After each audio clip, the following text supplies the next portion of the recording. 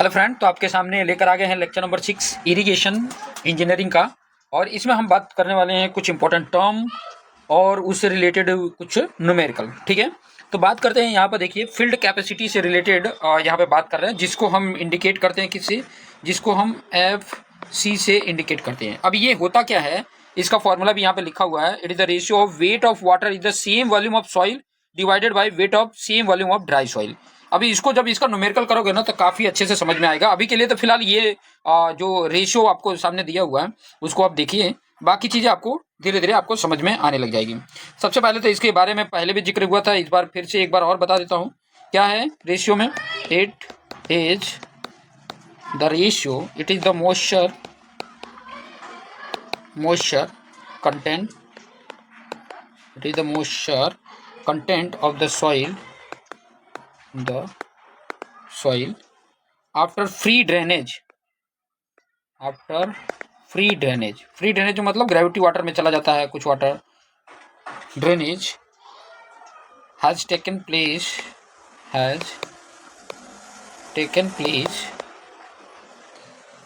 for 5 to 15 days। ठीक है, and no more water can be extracted,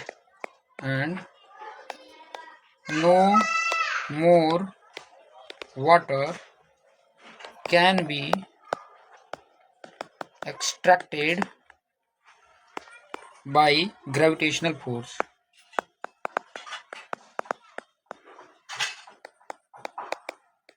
ठीक है, और क्या इससे बात जुड़ी हुई है, और क्या इंपॉर्टेंट बात जुड़ी हुई है। It include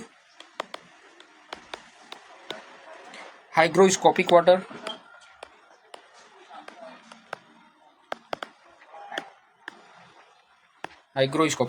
and capillary water।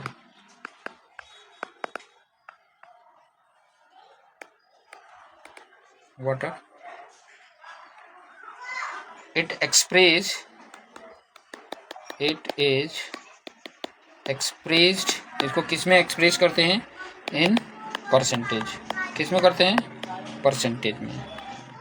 ठीक है, ध्यान में रहेगा, किस में इंक्लूड करते हैं, परसेंटेज में इसे एक्सप्रेस करते हैं। और इसमें क्या क्या इंक्लूड होता है, हाइग्रोस्कोपिक वाटर, और क्या इंक्लूड होता है, कैपिलरी वाटर, ये इंक्लूड होता है। ठीक है, ये चीज़ें ध्यान में रहेगा फील्ड कैपेसिटी के। उसके बाद जो इम्पोर्टेंट फैक्टर है, इम्पोर्टेंट पॉइंट है, आप नोट डाउन कर सकते हो। इम्पोर्टेंट पॉइंट किसकी बात करें, डेप्थ ऑफ वाटर की। Depth of water stored in root zone, जिसको हम क्या बोलते हैं, स्मॉल टी बोलते हैं। कहने का मतलब जो मैंने पहले आपको समझाया था, कि ये इस तरीके का हमारा लैंड फॉर्मेशन है। थोड़ा सा मैं एक बार बना भी देता हूँ ताकि आपको आइडिया रहे। ठीक है, जैसे मान लीजिए कि यहाँ पर आपका ये जड़ें हैं। ठीक है, ये जड़ें हैं और यहाँ पे कोई क्रॉप लगा हुआ है। ये क्या क्रॉप लगा हुआ है, थोड़ा सा इसका कलर चेंज कर देते हैं। ये क्या है, क्रॉप लगा हुआ है। ठीक है, ये क्रॉप लगा हुआ है, मान लो कोई क्रॉप है और उसकी जड़ें थोड़ा सा समझा देते हैं। मान लीजिए कि उसकी जो जड़ें हैं ये हैं। ठीक है, ये जड़ें हैं। ठीक है, ये उसके क्या है, जड़ है।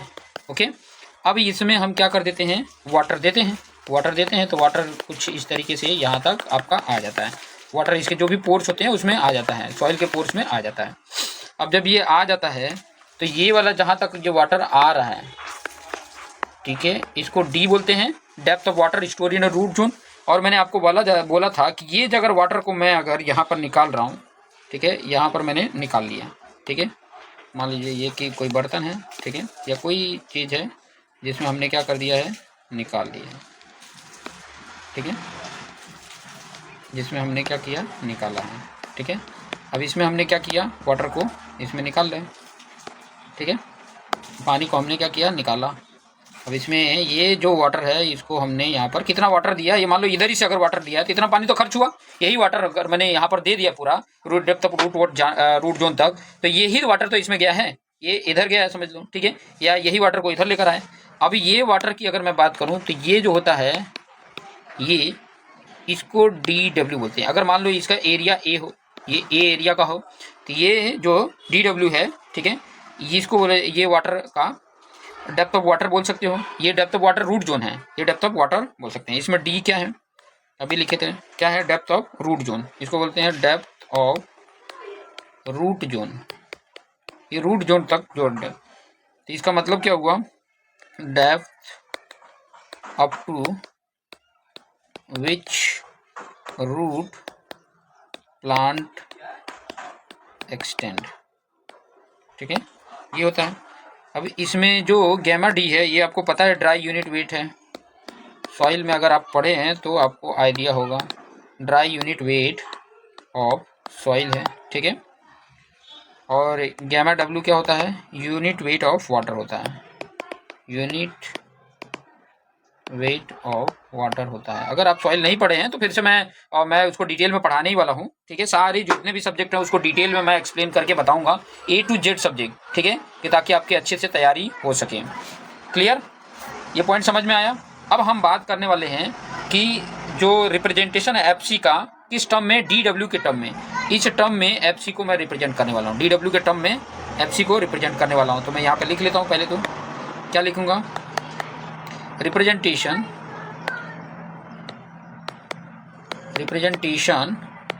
Of FC as terms, in terms बोल दिए, इन टर्म्स ऑफ डेप्थ, कौन से डेप्थ, DW के टर्म, ठीक है। तो फॉर्मूला हमारा क्या था, फॉर्मूला अगर देखते हैं कॉपी करके यहाँ पे पेस्ट हो सकता है क्या, इन्हीं फॉर्मूले को मैं अपने ऑलरेडी इसके ओके एक मिनट देखते हैं कॉपी हो पाता है कि नहीं हो पाता है, ट्राई तो कर सकते हैं, हो गया तो ठीक है, ये हो गया मेरा कॉपी। और मुझे यहाँ पर क्या करना है, पेस्ट करना है, पेस्ट आया क्या, आ गया, चलो बहुत बढ़िया, ठीक है। ये मेरा फील्ड कैपेसिटी था, क्लियर, ये फील्ड कैपेसिटी मैंने ऑलरेडी ये रखा था, ठीक है। अब इसको थोड़ा सा ध्यान दो, मैं FC के फॉर्म में अगर इसके फॉर्मूले को लिखूं, FC इक्वल टू क्या बोला, weight of water in same volume of soil, same volume of soil की बात कर रहे हैं, वेट ऑफ वाटर बोल रहा है, weight of water same value, तो उसका यूनिट वेट क्या होता है, गैमा डब्ल्यू इंटू एरिया कर दिए तो क्या हो गया, वॉल्यूम हो गया। वॉल्यूम देखो यूनिट वेट ये डेंसिटी है, ठीक है, वाटर की डेंसिटी, एरिया में उसके डेप्थ से मल्टीपल कर दिए तो ये आपका हो गया, क्या हो गया, weight of water in same volume of soil, ठीक है, सेम ऑफ वॉल्यूम में कितना आपका वाटर का वेट है वो ये हो गया, ठीक है, divided by weight of same volume of dry soil, dry soil में क्या होगा, उसका dry density into area into उसका डेप्थ, ठीक है, समझ में आया। सॉइल में जो वाटर है उसकी जो वॉल्यूम है वेट बोल सकते हो, ठीक है, वेट बोल सकते हो वो, और जो आपका यहाँ पर जो मैंने बाहर की साइड में निकाला था उसके अकॉर्डिंग ये फॉर्मूला हो जा रहा है। अब DW अगर मुझे निकालना है, DW तो देखिए ये DW में ये इसके साथ मल्टीपल हो जाएगा, होगा ना, FC into D into gamma D, ठीक है, ये सारे मल्टीपल होंगे ना, कौन सा D मल्टीपल हो गया, ए बाकी रह गया, ए हो गया, डिवाइडेड बाय यहाँ पे देखोगे तो गैमा W है इंटू एरिया है, इतना ही होगा, नीचे तो यही होगा, ठीक है। अब यहाँ से एक चीज़ आप देख सकते हो कि एरिया को मैंने क्या कर दिया, कैंसिल कर दिया, इसको इसके साथ कैंसिल कर दिया तो मेरे पास जो फॉर्मूला आ जाता है वो क्या फॉर्मूला आ गया, DW equal to FC into D into gamma D divided by gamma W, ये आपका पास फॉर्मूला आ गया फाइंड आउट करने के लिए, ठीक है, क्लियर हो गया। DW का term depth of water find out हो जाएगा, गैमा W। सिमिलरली अगर मैं बात करूं, सिमिलरली डेप्थ ऑफ वाटर जिसको D5 की हम बात कर रहे हैं, रिक्वायर्ड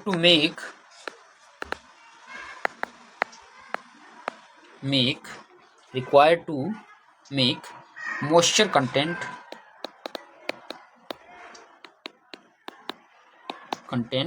अप टू कहाँ तक, अप टू 5 तक, ठीक है, कहाँ इसको क्या बोला जाता है, परमानेंट विल्टिंग पॉइंट, क्या बोलते हैं, परमानेंट विल्टिंग पॉइंट, यहाँ तक जरूरत होती है। ठीक है, अभी इसकी बात करोगे कहाँ तक, यहाँ तक अगर जरूरत है, कहाँ तक कंटेंट, मॉइस्चर कंटेंट कहाँ तक, D5 तक अगर होता, ये डेप्थ अगर होता तो हमारा DW की जगह पे D5 होता, फिर D5 अगर होता तो क्या हो जाता है यहाँ पर gamma D upon gamma W हो गया। फिर उसके बाद से आपका खाली चेंज कौन हो रहा है, ये D भी रहेगा, FC की जगह पे यहाँ FC है ना, तो यहाँ पे क्या हो जाएगा MO हो जाएगा, बस यही हो गया। ठीक है, आपके सामने ये फॉर्मूला हो गया। उसी तरीके से अगर मैं ऑप्टिमम मॉइस्चर कंटेंट तक बात करूं, डेप्थ ऑफ वाटर कहाँ है, depth of water required to make moisture content,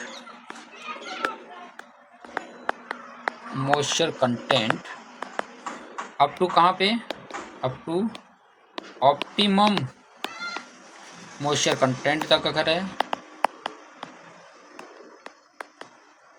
कहाँ तक MO तक, ऑप्टिमम मॉइस्चर कंटेंट।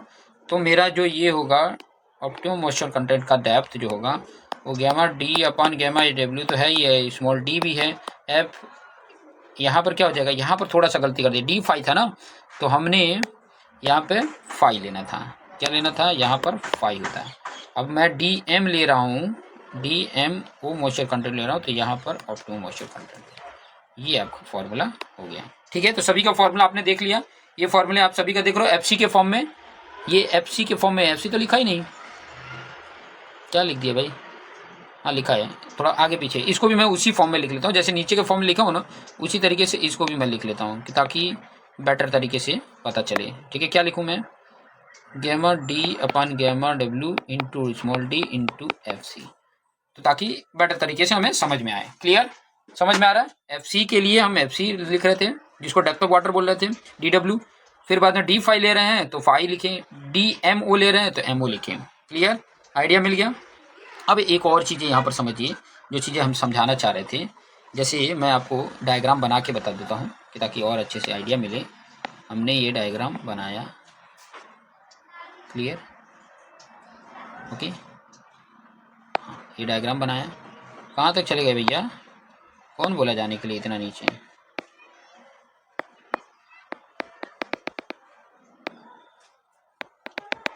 आजा भाई, क्या है, नहीं आ रहा है, कोई नहीं, नहीं आ रहा तो मत आओ भाई। ठीक है, हमने एक तो ले लिया, ये ग्रेविटी आ जा रहा था, आजा भाई, कहाँ है भाई, नाराज हो गए,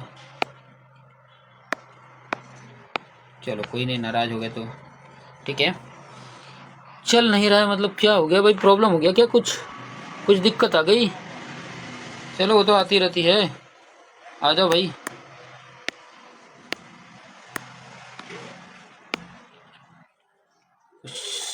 दिक्कत आ गया। तो पॉइंट ये बोल रहा था कि ये आपका होता है ग्रेविटेशन, ये होता है ग्रेविटेशन, ये होता है कैपिलरी, ये होता है हाइग्रोस्कोपिक, और यहाँ पे होता है सॉइल सॉलिड। ठीक है, अब यहाँ से यहाँ तक आपको पता है कि ये FC होता है। ठीक है, और यहाँ से आपका MO होता है। ठीक है, क्लियर।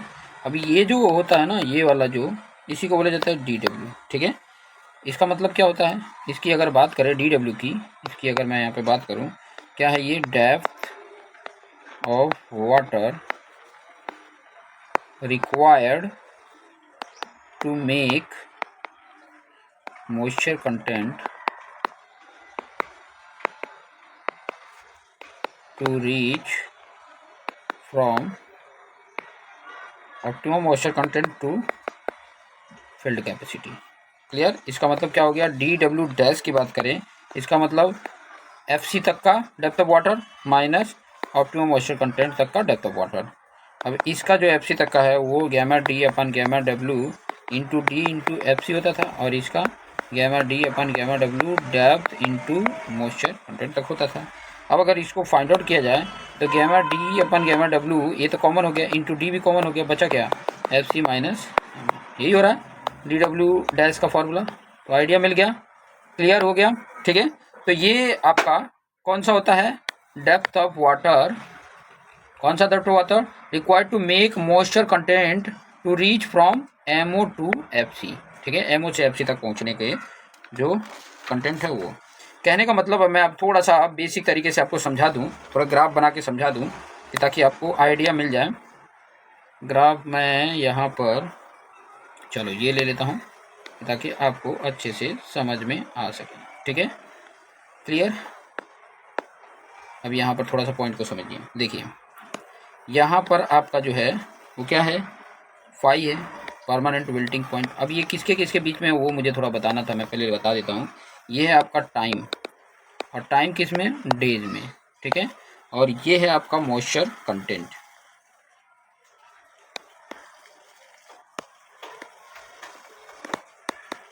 मॉइस्चर कंटेंट, ठीक है, ये है मॉइस्चर कंटेंट। अब ये अभी ऑप्टिमम मॉइस्चर कंटेंट यहाँ पर है MO। ठीक है, और आपका फील्ड कैपेसिटी जो है वो यहाँ पे है FC। ठीक है, अब जैसे देखो यहाँ पर अगर थोड़ा सा ध्यान दोगे तो आपको पूरी आइडिया मिल जाएगी कि ये क्या है, और पूरा का पूरा आपको आइडिया मिल जाएगा। ठीक है, अब जैसे क्या हुआ कि यहाँ से हमने क्या किया, पानी दिया, यहाँ तक पानी दिया था, फिर धीरे धीरे धीरे धीरे एक टाइम के बाद से यहाँ तक ऑप्टिमम मॉइस्चर कंटेंट तक आ जाएगा। ठीक है, फिर बाद में हमने एक पीरियड के बाद, इस पीरियड के बाद फिर हमने पानी यहाँ पर दिया, फिर ये पीरियड के बाद हमने ये पानी दिया, फिर इसके बाद से क्या हो गया, ये इतने टाइम के बाद ख़त्म हो गया। फिर हमने क्या किया, पानी दिया, पानी दिया तो इतने टाइम के बाद क्या हो गया, ख़त्म हो गया। ठीक है, ये डिप्लीटेड वाटर है, ये क्या है, डिप्लीटेड वाटर है। क्लियर, ये क्या है, डिप्लीटेड वाटर है। समझ में आया। और कितना टाइम इसको कंप्लीट हो रहा है, अगर ये थोड़ा देखो, जैसे देखो आप मान लो या इस लेवल तक पानी भर दिए, फिर उसके बाद धीरे धीरे धीरे धीरे एक समय के बाद ये ऑप्टिमम मॉइस्चर कंटेंट तक पानी आ जाता है, क्योंकि उससे नीचे नहीं आने देना है। ठीक है, अगर मान लो परमानेंट विल्टिंग पॉइंट आ गया, उससे नीचे आ गया तो मतलब बेकार हो जाएगा। ठीक है, फिर बाद में आपने पानी दिया, इस लेवल तक आया, फिर बाद में आपने एक पीरियड के बाद ये पानी दिया। ठीक है, समझ में आ रहा होगा बात। अभी इसको और थोड़ा डीप में आप समझेंगे तो और आइडिया मिलेगा। मैं यहाँ पर डिटेल में इसको लिख रहा हूँ। ठीक है, कि ताकि आपको अच्छे से समझ में आ जाए। For optimum growth, optimum growth of plant, moisture content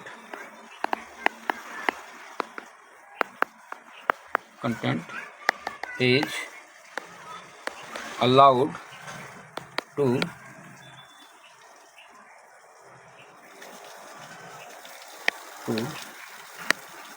fall up to moisture content, optimum moisture, but not up to 5 तक नहीं जाने, परमानेंट विल्टिंग पॉइंट तक ना जाए। अभी ये जो है ना बहुत इंपॉर्टेंट पॉइंट मैं यहाँ पर बताने वाला हूँ, थोड़ा सा इसको हेडिंग डाल के इसको नोट डाउन कर लेना। हेडिंग डाल के वो क्या है, कंजम्पटिव यूज बोल जाता है, कंजम्पटिव यूज नाम में ही इसको याद आ रहा है आपको, इसको CU से इंडिकेट करते हैं। कंजम्पटिव मतलब कितना कंज्यूम कर रहा है वाटर को, उसी की ये बात कर रहा है। इसका मतलब क्या हो गया, इसका मतलब ये बता रहा है कि 8 is depth of water, depth of water utilized by plant for its growth, for its growth per day। ठीक है, इसी को हम क्या बोलते हैं, इसी को हम क्या बोलते हैं, CU बोलते हैं। जैसे एग्जांपल में आपने सुना होगा CU की वैल्यू 5 mm पर डे इसका यूज है, 5 mm पर डे। अगर मान लो कि आपने पानी दिया, ठीक है, पानी अगर मान लो 20 mm दिया, तो ये जो यूज है एक दिन में 5 mm ले रहा है, मतलब वो 4 दिन में वो पानी क्या हो जाएगा, आपका कंज्यूम हो चुका होगा, फिर 4 दिन बाद आपको देने पड़ेंगे। ठीक है, तो ये इस तरीके से हम इसको फाइंड आउट भी कर लेते हैं। ठीक है, अब इसी के बेस पे अगर मान लो कि अगर आपको फाइंड आउट करना हो, ठीक है, अगर मान लो कि हमने इतने डेप्थ पानी दिए, ऑप्टिमम मॉइस्चर कंटेंट दिया हो, उसके बेस पे आपको फाइंड आउट करना हो कि कितने फ्रीक्वेंसी उसकी है, कितने फ्रीक्वेंसी मतलब कितने दिनों के बाद फिर से हमें उतने लेवल तक का पानी देना पड़ेगा। ठीक है, तो पॉइंट लिख लीजिए, let DW is the depth of water between field capacity and moisture optimum moisture content, ठीक है। तो इसकी फ्रीक्वेंसी क्या हो जाएगी, फ्रीक्वेंसी ऑफ इरिगेशन क्या होगा, फ्रीक्वेंसी ऑफ इरिगेशन मतलब कितने समय के बाद फिर से हमें देना पड़ेगा, ठीक है। DWS की बात कर रहा हैं, तो ये क्या होगा, DWS डिवाइडेड बाई CU हो जाएगा, ठीक है। CU ये फॉर्मूला हो जाएगा। अगर एग्जांपल के तौर पे अगर मान लो कि मुझे जानना है, मान लो ये DWS जो दिया है वो 50 mm दिया है, मतलब इतना हमने पानी दिया, और CU की वैल्यू मान लो ये इतना दिया 5 mm पर डे दिया हुआ है, ठीक है। तो इसकी फ्रीक्वेंसी अगर फाइंड आउट करोगे फ्रीक्वेंसी तो क्या होगा, DWS 50 है और ये है 5, दोनों ये mm है और ये mm पर डे है। तो इसका डे बताएगा, फ्रीक्वेंसी क्या बताएगा, कितने डेज तक ये पानी कंज्यूम होने में कितना टाइम लगेगा। तब इसको डिवाइड कर दे रहे हो तो कितना आ गया, 10 डे आ गया, 10 डेज आ गया। मतलब 10 डेज के बाद आपको फिर से क्या करना पड़ेगा, पानी को देना पड़ेगा। 10 डेज के बाद फिर से क्या करना पड़ेगा, आपको पानी देना पड़ेगा, ठीक है। समझ में आ रहा है, आइडिया मिल रही है, ठीक है। तो ये पॉइंट आपको अच्छे से क्लियर हो गया होगा, ठीक है। चलिए एक और क्वेश्चन कर लेते हैं कि ताकि और अच्छे से आपको आइडिया मिले। मैं क्वेश्चन यहाँ पे लिख देता हूँ, ठीक है। क्या क्वेश्चन है, इसमें सारे क्वेश्चन आ जाएंगे। द फॉलोइंग डेटा, आप इसको चाहो तो क्वेश्चन को मतलब ये जो वीडियो है थोड़ा सा फॉरवर्ड कर लें कि ताकि मैं क्वेश्चन पूरा लिख दूँ, या तो आप मेरे साथ वीडियो बना रहे लेक्चर नोट बना रहे हैं तो लिखते भी जाइए। Data pertain for healthy growth of crop, filled capacity of soil 30%, permanent wilting point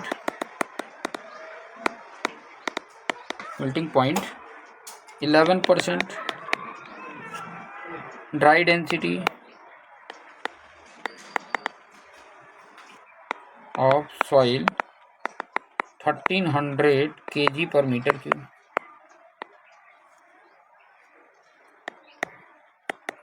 depth of root zone 700 mm, daily consumptive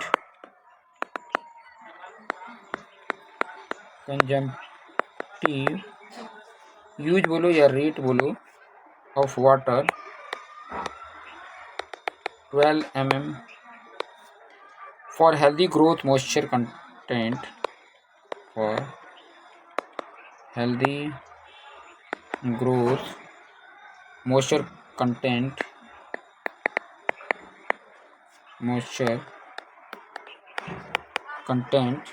must not fall below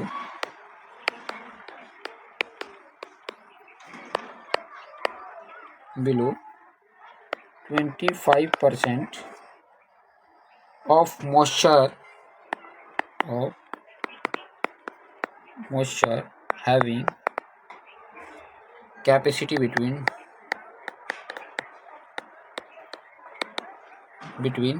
filled capacity FC and permanent wilting point 5. Find watering interval in a day. Find watering मतलब frequency की बात करो, watering interval in day, ठीक है। Days में आपको बताने हैं। अभी इतने सारे पॉइंट जो अभी इसके पहले आपने फॉर्मूले भी देख लियो, सभी फॉर्मूले देख लियो, ठीक है। अब उसी के बेस पे फाइंड आउट करना है। पहले तो यहाँ पर जब भी क्वेश्चंस हो तो क्या क्या गिवन है वो चीज़ें हमें क्या करना है, लिख लेना है। आप अगर यहाँ पर देखोगे थोड़ा सा आपको फिगर भी बना के, यहाँ फिगर बनाता हूँ फिर बाद में आपको समझाता हूँ। ये मेरा फिगर आपके सामने हो गया, मैं फटाफट बना दिया, ठीक है। ये आपका ग्रेविटी हो गया, ग्रेविटी वाटर। ये आपका कैपिलरी वाटर हो गया। ये आपका हाइग्रोस्कोपिक हो गया। ये आपका सॉइल सॉलिड हो गया, ठीक है।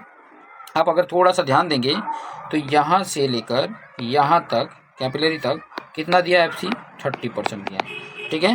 क्लियर, समझ में आ रहा है। अब देखो थोड़ा सा मैं क्वेश्चन को समझाऊंगा ना तो आपको आइडिया मिलेगा। चलिए मैं एक काम करता हूँ, रेड पेन से ही लिखता हूँ। आपको दिया क्या है, गैमा D अगर देखो तो कितना दिया है, 1300 दिया है, kg पर मीटर क्यूब दिया है। गामा डब्ल्यू तो आपको पता ही होना चाहिए कि 1000 kg पर मीटर क्यूब होता है, ठीक है। अगर ग्राम पर सेंटीमीटर क्यूब देखेंगे तो 1 होगा, ये चीज़ें ध्यान में रखिएगा। डी देखोगे तो वो दे दिया depth of root zone 700 mm दे दिया है। CU की वैल्यू भी दे दिया है 12 mm, मतलब पर डे में रख दो CU की पर डे, ऐसे एक दिन में 12 mm तक कंज्यूम हो रहा है, ठीक है, 12 mm जितना कंज्यूम हो रहा है। अब इसी के बेस पे थोड़ा सा आपको समझना होगा, तब आपको समझ में अच्छी तरीके से आएगा, ठीक है। क्वेश्चन में बोला है the following data pertain for healthy growth of crop, field capacity FC वो भी लिख लो। FC कितना दिया है 30% दिया हुआ, ठीक है। FC कितना दिया 30% दिया है। और उसके साथ साथ आप देखोगे परमानेंट विल्टिंग पॉइंट मतलब फाई की वैल्यू देख रखा है 11%। अगर इसको वैल्यू में देखेंगे तो 0.30, इसका 0.11 होगा। क्लियर, ठीक है, समझ में आ गया। तो बाकी सारे पॉइंट अभी यहाँ पर बहुत अच्छी बात बोला है कि for healthy growth moisture content must not fall below 25%। 25% से बिलो नहीं होना चाहिए। इसका मतलब क्या हुआ, 25% से बिलो नहीं होना चाहिए, इसका मतलब 75% यूज में आना चाहिए। 25% तक हमें उससे कम नहीं होना है, मतलब 75% तो यूज में आ रहा है ना। 75% अगर ध्यान में देखेंगे तो देखो 25% यूज, उससे वो यूज में लेना ही नहीं है, 25% तो वो हमें कांस्टेंट रखना ही है। तो 75% हम यूज में ले रहे हैं ना, तो यूज जो वाटर होता है उसकी अगर हम बात करेंगे तो वो क्या होता है, DW की बात करेंगे, DW डैश। अब इसका फॉर्मूला आपको ऑलरेडी बताया था, गामा D अपन gamma W into D into FC minus 5, और ये 75% है तो 75 को 0.75 हो जाता है, 0.75। अब इसकी वैल्यू पुट कर दो, सारी वैल्यू तो आपके सामने लिखी हुई है। ये है आपका 1300, यहाँ पे आपका 1000, D की वैल्यू आपका 700 है, FC की वैल्यू 0.30 और फाई की वैल्यू 0.11 इंटू 0.75, ठीक है। अब कैल्सी में जब मैं इसको सॉल्व करता हूँ, कैल्सी में पूरी वैल्यू को सॉल्व करता हूँ तो मेरी वैल्यू कितनी आ रही है 129.6 mm, ठीक है। अभी सॉल्व करना, पहले ये ब्रैकेट वाला सॉल्व करना, फिर सारे ऊपर का मल्टीपल करना, फिर इक्वल करना, फिर डिवाइड आपको 1000 से कर देना, आपकी वैल्यू आ जाएगी।